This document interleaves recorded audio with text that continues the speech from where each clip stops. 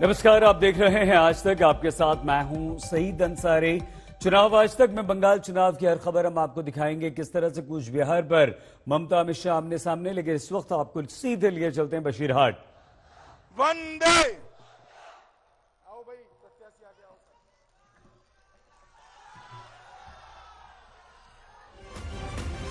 जाओ। ने बशीरहाट में लोगों को संबोधित किया। ममता बनर्जी पर जमकर उन्होंने करारा प्रहार किया और ये कहा कि ममता दीदी को हटाना है, परिवर्तन असली होकर रहेगा। ममता दीदी ने सीएए का विरोध किया है और हम आएंगे तो बंगाल में ढेर सारी सौगात का भी आज उन्होंने वादा किया। महिलाओं को 3 तारीख से बसेस में फ्री में सफर करने का भी ऐलान किया। घुसपैठिए बंगाल में दंगा करते हैं, हम घुसपैठियों को नहीं आने देंगे। शरणार्थियों को हर साल 10,000 रुपए देंगे। तो एक के बाद एक कई सारे अमित शाह ने यहां पर बंगाल की जनता के सामने वादों की झड़ी लगा दी। तो चुनाव आयोग की पाबंदी के चलते ममता बनर्जी आज कूच बिहार तो नहीं जा पाई, लेकिन आज सिलीगुड़ी में जब ममता मीडिया के सामने आई तो कुछ खास तैयारियों के साथ वो मीडिया के सामने आई।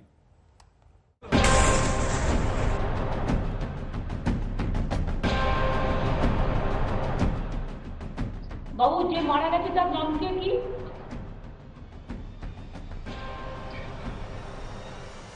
है, तार नाम की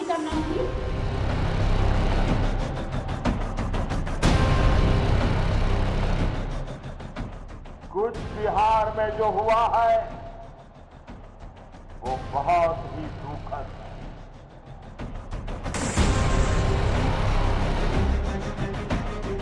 एमसीसी दो आई थिंक दैट एमसीसी টা এখন হয়ে গেছে BJP code of conduct BCC.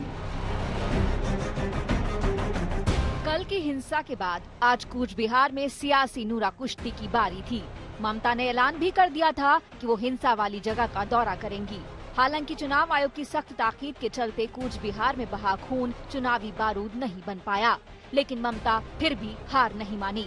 Siliguri में रैली के लिए पहुंची ममता ने पहले एक प्रेस कॉन्फ्रेंस की और सीधा हमला चुनाव आयोग पर बोल दिया। 72 ঘন্টা আটকে দেওয়া হলো, আমি 14 তারিখ তাদের সাথে দেখা করব। 72 ঘন্টা আটকে দিয়েছে, okay I be waiting for 72 hours only because of the MCC. Though I think that MCC টা এখন হয়ে গেছে BJP code of conduct BCC. এটা এখন বিজেপি কোড অফ কন্ডাক্ট হয়ে গেছে, তারা যা বলছে তাই করছে। ममता का आरोप है कि चुनाव आयोग मोदी सरकार के इशारे पर काम कर रहा है, इसीलिए उन्हें मुख्यमंत्री होने के बावजूद अपने ही राज्य के एक हिस्से में जाने से रोक दिया गया। हालांकि ममता के पास इसका भी तोड़ था। प्रेस कॉन्फ्रेंस में ही ममता ने अपने मोबाइल फोन से वीडियो कॉलिंग की। ये कॉल गया कूच बिहार में मोर्चा संभाल कर बैठे उनके कार्यकर्ता के पास, जिनके साथ मृतकों के परिजन मौजूद थे। তার নাম কি? মনিরুজ্জামান, ঠিক আছে। তার 45 দিনের একটা বাচ্চা আছে। আচ্ছা, আপনি পরিবারকে বলবেন আমরা পরিবারেরটা সব দেখে দেবো, বাদ বাকিটা যে হারিয়ে গেছে তাকে তো পাবো না। আমরা তো বিচার চাই, যা বিচার চাইবার আমরা চাইছি, আমরা করছি। আমরা দেখাও করবো আপনাদের সাথে, আমি দেখাও আজকে যেতাম কিন্তু আমাকে যেতে দেয়নি বদমাইশি করে। যাই হোক, আমি 14 তারিখে যাবার চেষ্টা করবো। আর उधर कूच बिहार में पीड़ित परिवार सदमे में दिखे। फोन पर ममता बनर्जी के साथ बातचीत में इन लोगों ने कल की घटना के बारे में बताया। मुख्यमंत्री के मुंह से सांत्वना के बोल सुनकर इनका दर्द छलक पड़ा। दीदी एक কথা বলি, আমরা তো বর্তমান নিরুপায়, যাই হোক ফ্যামিলিটার দিকে একটু দেখবেন, আর কি বলবো। जख्मों पर मरहम लगाने के ममता के इस दाव पर बीजेपी ने पूरी तैयारी की थी। कल की हिंसा में मारे गए 18 साल के आनंद बर्मन के नाम बीजेपी आरोप लगा रही है कि ममता सांत्वना भी धर्म देख कर देती है। आनंद बर्मन को पोलिंग बूथ से घसीटकर गोली मारी गई थी। लगता है कूच बिहार में आनंद बर्मन को किसी ने नहीं मारा। मृतक के लिए ममता बनर्जी की संवेदना इस बात पर निर्भर करती है कि वो किस धर्म का था। जिन लोगों ने हिंसा भड़काई और केंद्रीय बलों पर हमला किया, उन पर ममता की खामोशी से तुष्टीकरण और सांप्रदायिक रवैये की बदबू आ रही है। बंगाल में चुनावी हिंसा नई बात नहीं है। लेफ्ट सरकार के दौर में खुद ममता भी कई बार बेहद बर्बर हमलों का शिकार हो चुकी है। हिंसा की वही रवायत इसी चुनाव में भी जारी है। फर्क बस ये है कि सत्ता में होने के बावजूद ममता बार बार खुद को हिंसा का शिकार बताती रही हैं। कूच बिहार से रोहित कुमार सिंह के साथ आज तक ब्यूरो। राजनीतिक शोर शराबे से अलग सीतलकुची गांव में 4 लाशें गिरने के बाद मातम छाया हुआ है। कल की घटना को लेकर अलग अलग दावे सामने आ रहे हैं। कुछ तस्वीरें भी हैं जो घटना के अलग अलग टुकड़े बयां कर रही हैं। जरूरत है उन टुकड़ों को जोड़कर सच्चाई सामने लाई जाए और घटना की जिम्मेदारी तय की जाए।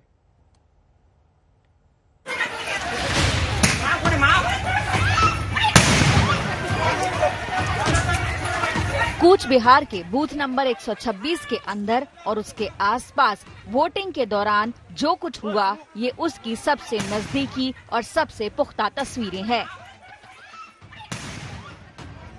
सामने की ओर दिखाई दे रही इमारत उसी स्कूल का पिछला हिस्सा है जहां पर मतदान केंद्र बनाया गया था। कुछ लोग स्कूल की ओर जाते दिख रहे हैं। अचानक गोलियों की आवाज से लोग सहम जाते हैं, भागने लगते हैं। तभी एक जोर का धमाका भी सुनाई देता है। लपटें स्कूल की बिल्डिंग के ऊपर तक दूर से ही दिखाई देती हैं। धमाके के साथ ही अफरा तफरी मच जाती है। इसी फायरिंग में 4 लोगों की मौत हो गई। टीएमसी का दावा है कि सीआईएसएफ की गोलियों का शिकार हुए चारों लोग उसके कार्यकर्ता थे। कूच बिहार के शीतलकुची में कल जिस जगह पर भारी हिंसा देखने को मिली और जिसमें 4 लोगों की मौत हो गई, आज तक उसी जगह पर इस वक्त मौजूद हैं। हम इस वक्त उसी जगह पर मौजूद हैं। ये आमतली गांव है और शीतलकुची विधानसभा क्षेत्र में पड़ता है। और ये जो आप स्कूल देख रहे हैं छोटा सा, ये 126 नंबर पोलिंग बूथ है जहां पर कल जो है हिंसा देखने को मिली, जिसमें जो आरोप लगाया जा रहा है कि पैरामिलिट्री फोर्सेस की तरफ से जो है गोलीबारी की गई और जिसमें 4 लोगों की मौत हो गई। और आपको हम तस्वीरें दिखा रहे हैं उसी पोलिंग बूथ की। कूच बिहार में जो कुछ हुआ उसको लेकर 2 अलग अलग बातें कही जा रही हैं। स्थानीय लोगों का आरोप है कि बीजेपी कार्यकर्ताओं ने बूथ कैप्चरिंग की थी। विरोध करने पर अर्धसैनिक बलों ने गोलियां दाग दी, जबकि सीआईएसएफ का दावा है कि करीब 200 की भीड़ ने सुरक्षा बलों पर हमला किया था। आत्मरक्षा में गोलियां चलाई गई, जिसमें कुछ लोग जख्मी हो गए। स्थानीय लोगों का आरोप है कि उन्हें वोट डालने से रोका जा रहा था और अर्धसैनिक बल गुंडों की मदद कर रहे थे, जबकि स्थानीय पुलिस का दावा है कि एक बच्चे के बेहोश होने पर भीड़ में अफवाह फैली थी कि सीआईएसएफ ने उसे मार दिया।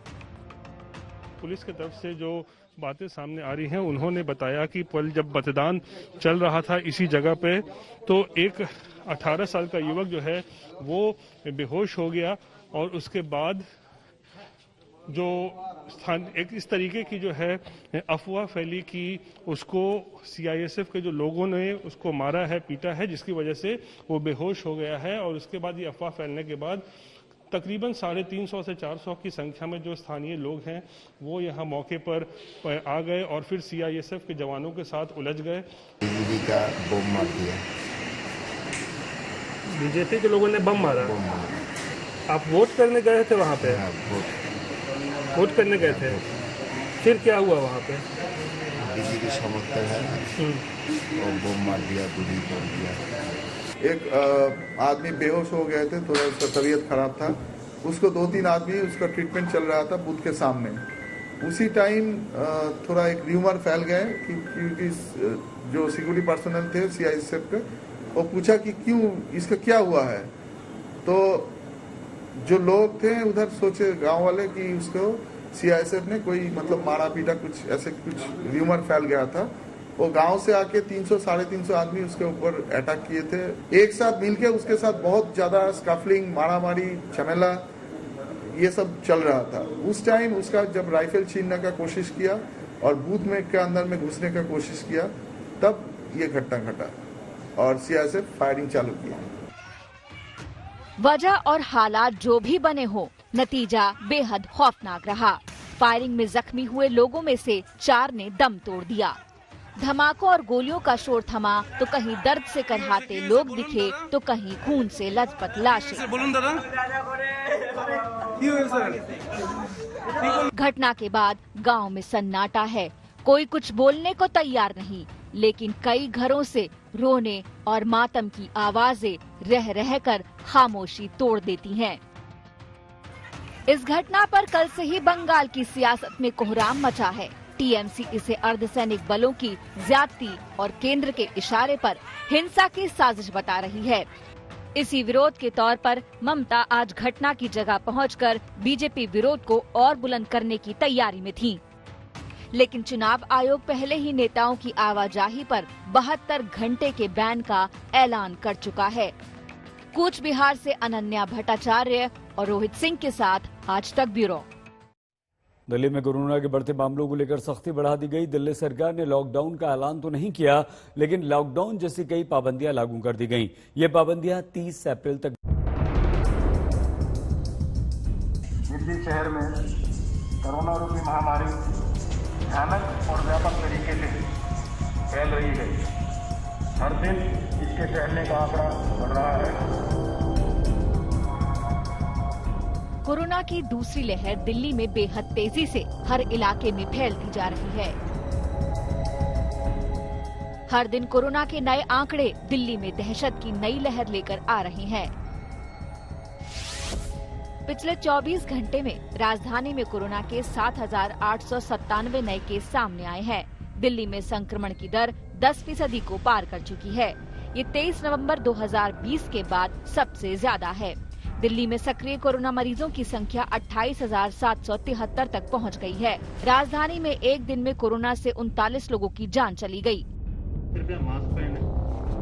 दिल्ली पुलिस ने कोरोना संक्रमण के दौरान कोविड गाइडलाइन सही तरीके से लोगों में पालन करवाने के लिए और रात के कर्फ्यू के दौरान बाजार बंद करने के लिए स्पेशल ड्राइव शुरू की है। कोरोना दोबारा से व्यापक और भयानक रूप से फैल रहा है। ये तस्वीरें हैं दक्षिणी दिल्ली के पौष इलाके वसंत विहार की, जहां रात के वक्त लोग खाने पीने के अलावा मार्केटिंग करने भी आते हैं। यहाँ के एसएचओ सुनील कुमार ने खुद माइक लेकर पूरे बाजार में घूमकर कोविड गाइडलाइंस का पालन करने के लिए लोगों से अपील की।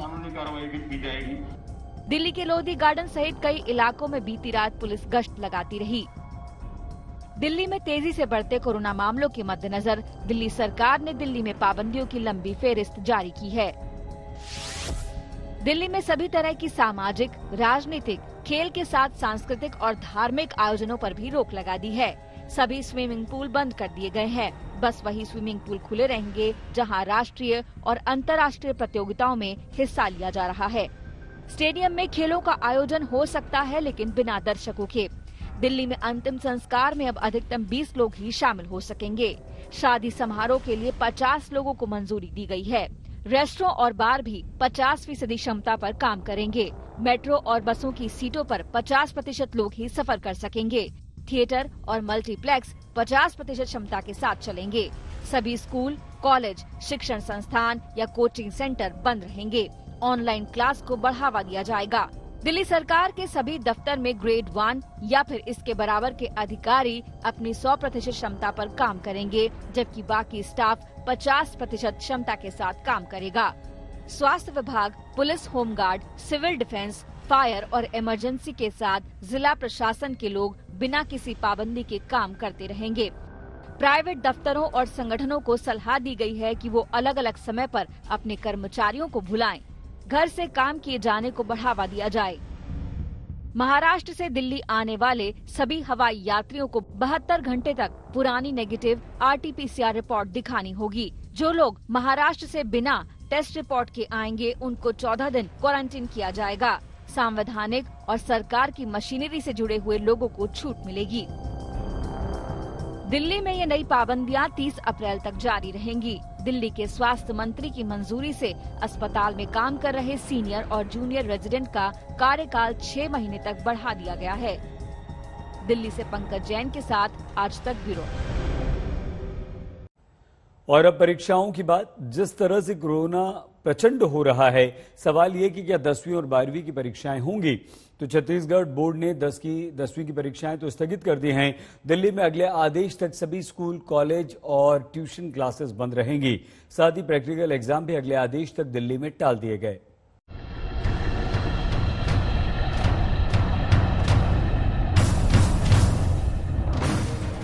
क्या कोरोना की दूसरी लहर में परीक्षाएं होनी चाहिए? क्या कोरोना के बढ़ते मामलों के बीच छात्रों की जान जोखिम में डालनी चाहिए? क्या कोरोना की दूसरी लहर के बीच परीक्षाओं का दूसरा उपाय है क्या सीबीएसई और सरकार को इस खतरे का अंदेशा नहीं था? कोरोना की दूसरी लहर जिस तरह से कहर बरपा रही है, रोजाना लाख के पार कोरोना केस जा रहे हैं। ऐसे में छात्रों और अभिभावकों की चिंताएं बढ़ गई हैं। अब 1 महीने से भी कम का समय बचा है। 4 मई से 10वीं और 12वीं सीबीएसई का इम्तिहान शुरू होना है और अचानक कोरोना ने ऐसी रफ्तार पकड़ी है कि बढ़ते केस का मीटर रुकने का नाम ही नहीं ले रहा है। ऐसे में छत्तीसगढ़ सरकार ने तो बड़ा फैसला कर लिया है। कोरोना विस्फोट के चलते 15 अप्रैल से शुरू होने वाली छत्तीसगढ़ बोर्ड की 10वीं की परीक्षाएं स्थगित कर दी गई हैं। कई जिलों में लॉकडाउन के चलते छत्तीसगढ़ में यह फैसला लिया गया है। कोविड के बढ़ते मामलों के चलते दिल्ली के सभी स्कूल, सभी क्लासेस अगले आदेश तक बंद किए जा चुके हैं। दिल्ली में प्रैक्टिकल एग्जाम भी अगले आदेश तक टाल दिए गए हैं। अब सवाल ये है कि क्या सीबीएसई बोर्ड भी 10वीं और 12वीं की परीक्षाओं पर कोई बड़ा फैसला लेगा? बच्चों और अभिभावकों की चिंता से पीएम मोदी भी वाकिफ हैं। छात्रों से परीक्षा पर चर्चा में पीएम मोदी ने माना कि ये ऐसी स्थिति है जिस पर किसी का नियंत्रण नहीं। कई बार जीवन में बहुत कुछ अचानक घटता है, अकल्पनीय घटता है और इन घटनाओं पर आपका कोई नियंत्रण नहीं होता है। कोरोना में भी हम कह सकते हैं कि बच्चों का, युवाओं का जो नुकसान हुआ है वो बहुत बड़ा है। बचपन के लिए तो 1 साल का नुकसान बड़ी इमारत की नींव में एक खालीपन जैसा है। इस कमी को भरना आसान नहीं। पिछले साल की बात करें तो परीक्षा टालने की मांग को लेकर अभिभावक सुप्रीम कोर्ट चले गए थे। पिछले साल परीक्षा रद्द कर दी गई थी और अल्टरनेटिव असेसमेंट स्कीम के आधार पर नतीजे का ऐलान किया गया। कोरोना की दूसरी लहर पहले से भी प्रचंड नजर आ रही है। ऐसे में केंद्र सरकार क्या फैसला लेती है, छात्रों और अभिभावकों को इसका इंतजार है। आज तक ब्यूरो।